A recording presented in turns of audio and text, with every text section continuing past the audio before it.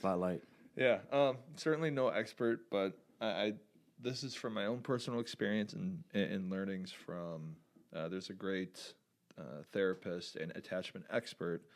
He's on YouTube, Adam Lane Smith.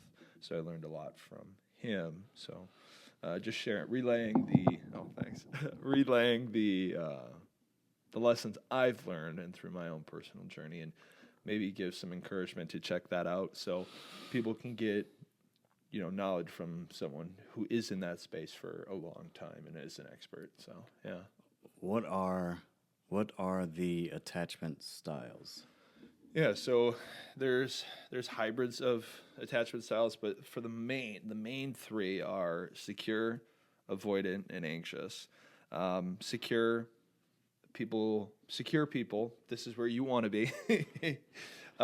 In life or in relationships or just in general? In everything. So great question. So attachment styles all play a huge role in intimate relationships. That is for sure, but it also can bleed into friendships, professional relationships, etc. So it's not just intimate; it affects all aspects of your life. Secure relationships are I can trust in people. I can be emotionally open. I can articulate what I need and want and believe and know that I deserve my needs and wants, that they are valid.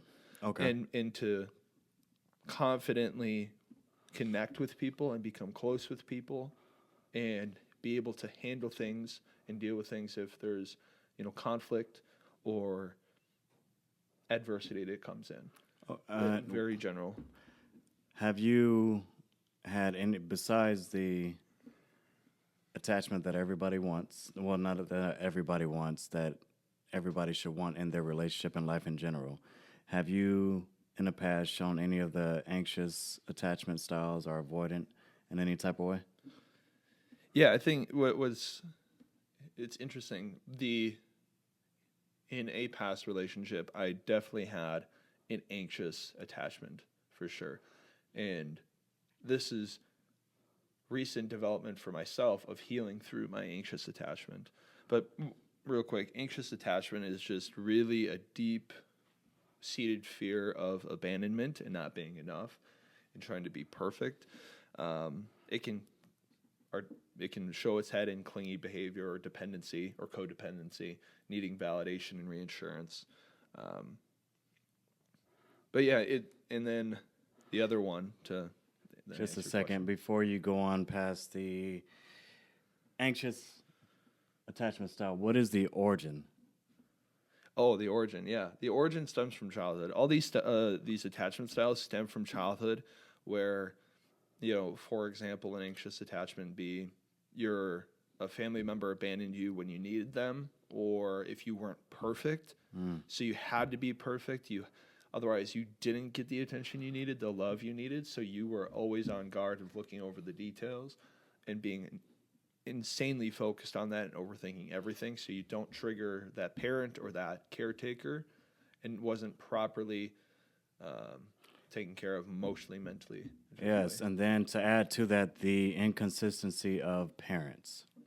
Yeah. Sometimes being there, a lot of times not being there, a lot of times not being available or responsive, and sometimes being responsive.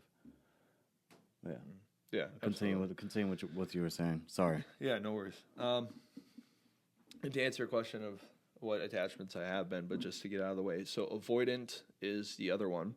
And so avoidant is pretty much, it's in the definition or in the term, but it's really avoiding emotional closeness and intimacy in relationships. Okay. It's inherently where they're very independent or hyper independent, and they feel like they have a hard time articulating their needs and wants. And when anyone gets too close to them, they push them away. It can be very exhausting. And so that's a mess up too of an attachment style as well as anxiousness. They're both messed up. They are. I've been avoidant. I've lived that life before. And that stems from, or the origin story of that is when your parents are neglectful or distant. Yeah. Very neglectful resentful, and very distant. And so we struggle with, as we get older, emotional connections. Yeah. And I remember that struggle, emotional connections. Yeah, it's off. And that comes from parents. Yeah. That comes from parents. Yeah. Man, yeah. And through that, inner work, inner work, healing, constant healing, and working on yourself, I moved past that. And that's one of those things I'm like, oh, that's me. I'm the issue. Yeah, you are the issue. Thanks, parents. We are the issue. We are the issue. Yeah. Go ahead, man. Yeah, no, to answer your question though, I think it can be fluid, honestly.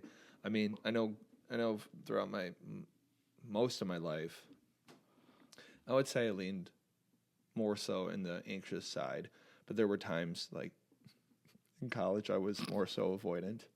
Oh, we all were, man. So Very, very avoidant of Yeah. any relationship and any. Nah, yeah, so I'm good. yeah, we could remember that. we could ebb and flow, but I think my staple, unfortunately, is anxious. But certainly healed from it and have been healing. It's a continuous process. I think, I mean, we're humans, so we go through the ebbs and flows of life. So we just get stronger and more capable, and it makes it easier the next time as we heal of like, oh, I know where this is coming from. No, this is just anxiousness. No, oh, this is me being avoidant. And also the crazy thing is, and check out Adam Lane Smith, to plug him again, is that this is important, it's a neurological, physiological thing. So, for example, avoidance, they don't get the oxytocin bonding that we humans need, like friendships, intimate relationships, stuff like that. course, You don't have yeah. that bonding or serotonin.